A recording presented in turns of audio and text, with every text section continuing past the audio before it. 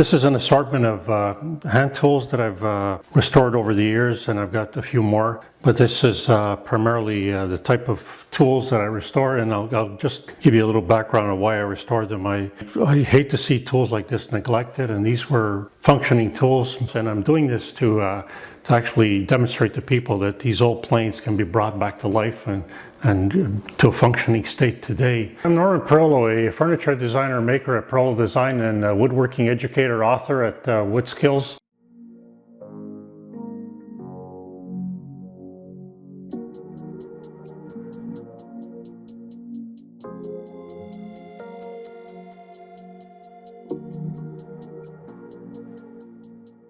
I hate to see tools like this neglected, and these were functioning tools primarily in the 1800s, the early 1900s, before the advent of power tools and machinery and power routers and that sort of thing. So this was the primary tool that woodworkers or furniture makers used in that era, from the 1700s right through to the early 1900s and possibly a little bit later. It's amazing to me to be able to restore something that was used extensively from a day-to-day period in that era, and bring it back to life and hold it and use it just like it was used in that time frame, and appreciate both the quality of the workmanship that went into these designs, these hand plane designs, and how effective they were in all the furniture they created. Today we collect furniture from that era, from the 1800s, 1700s period furniture, and the ornateness, the quality, the detail is still something to behold from that period, and we often wonder how it was done with only hand tools. So this is a good assortment of the tools that I've restored in the last year or two, along with some others behind me, primarily plow planes here, coffin smoother, spokeshave, some other plow planes, and transitional planes. Here's a transitional plane, for example. This is a plane with that I've had to resole. That means recreating the sole for it, because the base, the original sole, was heavily damaged possibly, and the mouth was very open. So I've had to recreate the sole along with a nice mouth insert, and it's functioning now. It works really well. Otherwise, it would just have been abandoned or neglected or tossed away or burned or something. So that's the story behind most of these planes. If they're not restored, they're effectively useless today, because they're not anywhere near the standard where they were originally in that era, in the 1700s, early 1900s. So here's an example of, I'll just actually describe some of the tools. Here is a plow plane, and it's an interesting one because it's solid boxwood. Highly detailed process of restoring this and repairing the fence and repairing a knob and recreating a wedge and working on a metal. And I'll show you some images of what it looked like originally. So and it works really well now. It's amazing how it works. So I'm really proud of that restore. Here is a traditional European continental, they call, smoother, from the 1800s with a horn. So this is a sort of a design from a European design or German design primarily, but continental, labeled continental. And it has both an iron and a cap iron. It had to be restored completely, along with reestablishing the mouth area. The mouth area was very wide, so it's effectively useless as a fine smoother. So I've had to install a mouth insert in the area, and that's something you'll probably have to do very often with wooden smoothers or any wooden plane, bench planes, I should say. So now I have achieved very fine shavings, along with that earlier plow plane I mentioned, a screw arm plow plane. So that's another one. This is a level, one of two levels that I restored. And it's also, there's a whole module on how to restore this, and you can see some of the images of what it looked like before. It was really ratty and grimy and grungy looking, and it just had been totally abandoned over the years and neglected, but it's working, it's functional now, and it's a beauty to behold. And it's a unique porthole design of a level, and patented in 1886 by Davis and Cook. And I have two of these that I restored, and they're functional, and they're such a beautiful and kind of exotic woods too. This might be rosewood, if I'm not mistaken.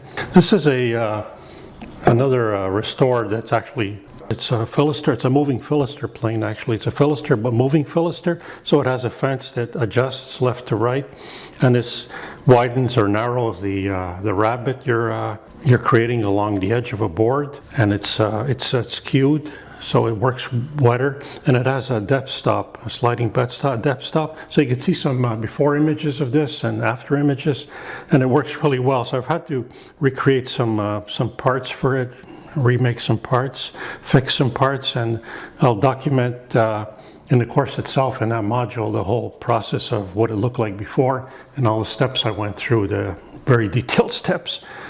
That's what the course is about, and I keep adding to the course, by the way. So I'll be adding this particular tool. This is another module that will be added in a week or two, and this is, here I've left the price tag, $22. This is an interesting router shave, it's called, and it's used for creating a bead or a groove along a curved surface. So that explains the fence with the little curved, the convex surface.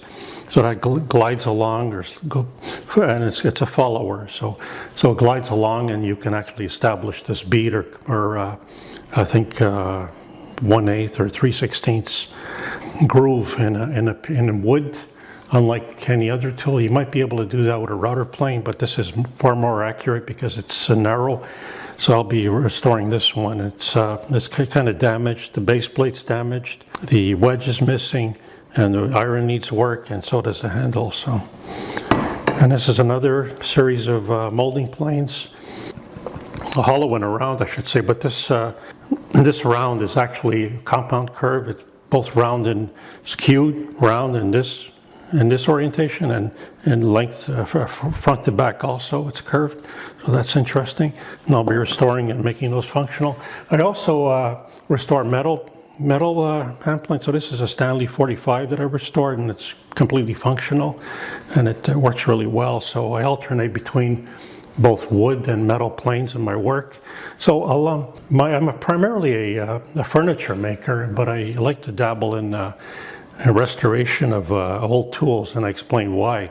I just love bringing these back to life. This is another unique rabbeting bench plane that's designed and is skewed, so it's designed to create fielding in the panels for frame and panel construction. So you can see this interesting detail here, this brass work plate that's inlaid in right at the edge, and it works like it's beautiful. So I just restored that in the last while too. Along with that, another coffin smoother done recently. Also another mouth insert placed in, because the mouth opening was fairly wide and way too wide for a very detailed smoother like this, a fine smoother like this, and this works really well. These are primarily English planes from the 1800s. I forget the year of this one, but there's a maker's mark somewhere. So that's been reestablished, the surface, sole refinished and everything. And here is another rabbeting shave, and it's fixed at 1/2 inch or 3/8 of an inch or 1/2 inch width for the, and it has a lot of brass on it, so it's probably a premium version of. So you can actually replace the irons in it through this mechanism, and I restored this to a functioning state today. It doesn't have a follower, but you can actually guide it through and maybe create your own fence for it. And that's interesting too. So that's the type of tools that marking gauge is also restored. Traditional marking gauge from the 1900s, early 1900s. And that's the type of tool that I talk about in the course. So I document or chronicle the whole process of detailing these and recreating parts and restoring them to a functioning state, and at the same time maintaining the patina and the history of the plane. So I don't ever touch any sandpaper to the wood parts. I might or might not use some fine sandpaper along the metal if it's heavily pitted or tarnished, or I might just leave it alone. But I don't touch the wood, and you can tell that the patina is still there. I just clean it up essentially, and I demonstrate, or I show how to do that in each of the examples that I cover in the course. and I love to see how people restore these planes. And you can see it's a kind of an enjoyable process. It could get dirty at times, or it's tedious, and it's a lot of manual labor, but the end result is very gratifying.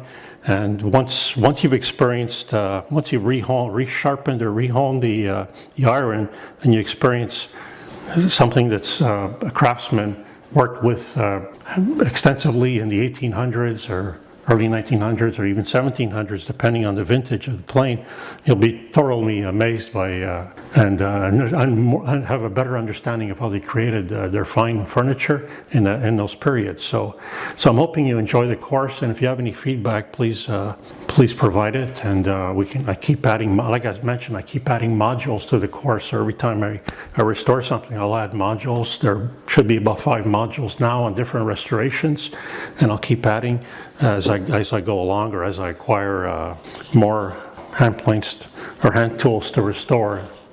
It could be levels, it could be rosewood squares, it could be anything traditional from that period. So please subscribe to my YouTube woodworking channel, where I share more of my woodworking techniques, my woodworking philosophy, my thoughts on woodworking, and all the challenges I've experienced, and I introduce some of the new forms of woodworking I've discovered. And also visit woodskills.com, where I have a good selection of my books, both in print and digital format, on woodworking, and all my online courses, and I also offer some woodworking plans. I have maintained a regular blog on what I've got going on in my workshop and in woodworking in general. So enjoy.